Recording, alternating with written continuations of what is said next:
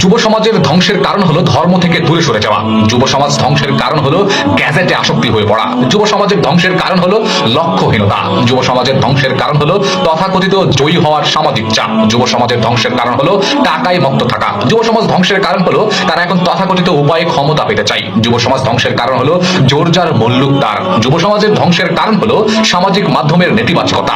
যুব সমাজ ধ্বংসের হাতিয়ার হলো প্রেম ঘটিত মাত্রা অতিরিক্ত আবেগ। যুব সমাজের ধ্বংসের কারণ হলো মাদকাসক্তি এবং নেশাবাজিতায় মেতে থাকা।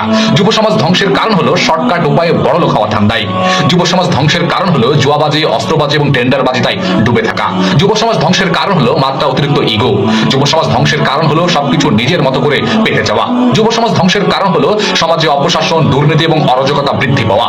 যুব সমাজ ধ্বংসের কারণ হলো সামাজিক সিস্টেমের ভঙ্গুরতা। যুব সমাজ ধ্বংসের কারণ হলো চাহিদা ও স্লোগানের এবং যোগানের অসামঞ্জস্যতা।